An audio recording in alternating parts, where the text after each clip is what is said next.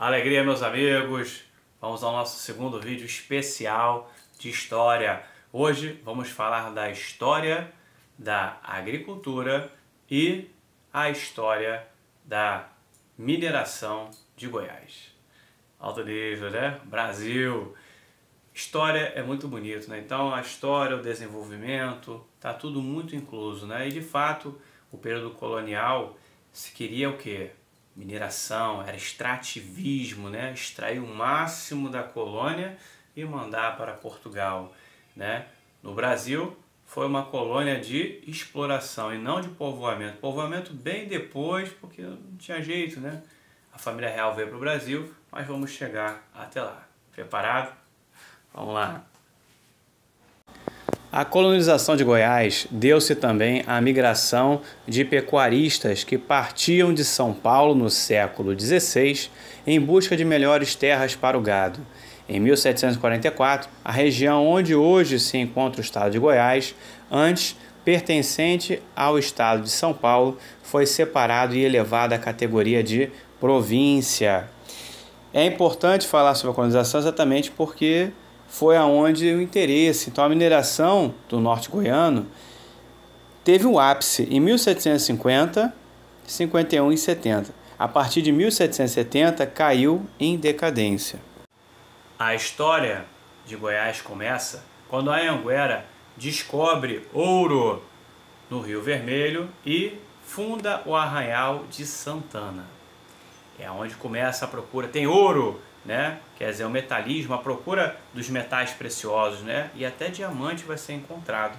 Então, muita coisa em Goiás já existia porque povos indígenas já habitavam lá. Ah, não, o Brasil começou quando os portugueses vieram para o Brasil. Não, os indígenas já plantavam, caçavam, tinham já toda uma vida há mais de 10 mil anos no Brasil.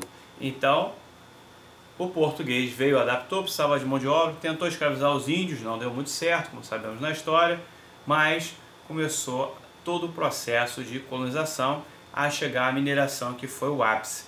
Mas 1770 começou a decair, porque de fato as jazidas eram a forma, né, da descoberta e o extrativismo era limitado.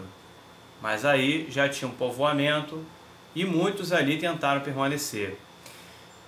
Depois dessa decaída, goianos saíram do estado de Goiás em busca de melhores condições de vida. E aí Goiás deu uma reduzida fortemente o seu índice populacional. Vamos lá. Com os movimentos das bandeiras acentuados no século XVIII, a região litoral do Brasil fica mais conhecida como sertão ou hinterland, né? Passou a ser ocupada pelos bandeirantes.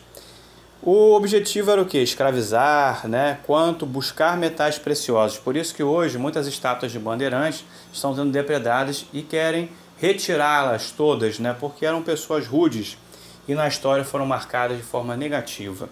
Então, na década de 60, os bandeirantes conseguiram encontrar ouro na região, que posteriormente foi chamada de Minas Gerais, né? Depois em Cuiabá, Mato Grosso, e continuaram a missão. Futuro Goiás. Os bandeirantes também conseguiram encontrar e explorar esse valioso metal preciso na região. Aí entra na sociedade mineradora. Então, os ricos, né, tinham tudo. A grande maioria dos ricos eram grandes comerciantes, abastecidos armazéns da região mineradora. Muitos eram tropeiros, poucos eram grandes mineradores, foi grande parte que se ganhava era usado para pagar impostos. Então, as principais características: mobilidade social, urbana, sem laços patriarcais, vida artística e cultural, religião, organizada a partir de irmandades. Todo esse processo vai ajudar exatamente no processo de colonização e mineração da área. Quer dizer, a Anhanguera, como foi conhecido Bartolomeu Bueno da Silva, conseguiu encontrar e explorar ouro nas margens do Rio Vermelho em 1725 e colocou à frente, né, e fundou o povoamento do Arraial de Santana. Em 1749, Goiás não existia. O território pertencia à capitania de São Paulo. Somente a partir dessa data 1749, que surgiu a capitania de Goiás. Os principais povoados e arraiais surgiram no momento de mineração do século XVII. Constituíam-se de núcleos urbanos instáveis e irregulares. O primeiro governante enviado à nova capitania foi Dom Marcos de Noronha, conde de Arcos. Aqui está ele, o primeiro governante enviado à nova capitania, Dom Marcos de Noronha, conhecido como Conde de Arcos. Com a independência do século XIX, os movimentos de independência, não alterou em nada os poderes oligárquicos de Goiás, até reduzir bastante a mineração e Dom João VI fundar a cidade de Goiás, precisamente. Então as oligarquias daquele momento comandado, que eram os Fleuros, Bulhões e Caiado, ainda mantinham-se firmes nesse propósito. Vamos lá. No ano de 1818, a Carta Régia de Dom João VI cria a vila que torna a cidade de Goiás. Então, após a mineração, a economia goiana do século XVIII e XIX passou a ser basicamente a pecuária e a agricultura. Então, as atividades ligadas à agricultura e à pecuária. No século XX, Goiás desenvolveu a agricultura como principal atividade econômica. Porém, durante as 3 primeiras décadas desse século, Goiás continuou atrelado à política oligárquica da Primeira República. A abolição da escravidão, em 1888, não alterou as condições de trabalho. A população de Goiás era constituída, a maioria, de origem africana, e uma minoria branca da abolição dos escravos. Então, no século XX, a oligarquia dos Caiado tomou o poder político do Estado até a Revolução de 30. Getúlio Vargas havia instalado a Revolução, monopolizou o poder e nomeou o interventor Pedro Ludovico Teixeira, que fazia oposição aos Caiados. Então, um dos primeiros atos políticos de Pedro Ludovico foi executar a política de transferência da capital. O primeiro realizou o levantamento para a escolha do local aonde seria construída a nova capital. A região escolhida era próxima à cidade de Campinas. Campininha de Flores, ou Campinha das Flores, como se falava.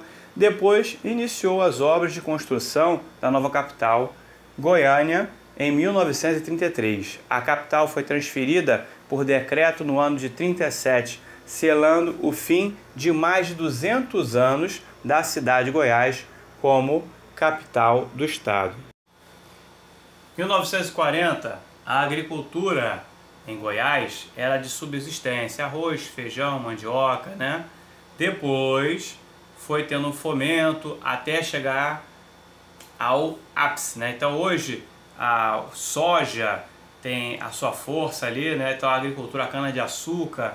Tocantins, que já fez parte de Goiás, hoje, por exemplo, é o topo da produção de soja, exportação oleaginosa alto nível, quer dizer, o Brasil crescendo cada vez mais, Você que teve essa aula, não esqueça do like, se inscreva no canal e foi um prazer te dar um suporte nessa missão, saber um pouquinho mais sobre Goiás e da história do nosso país, da história do Brasil.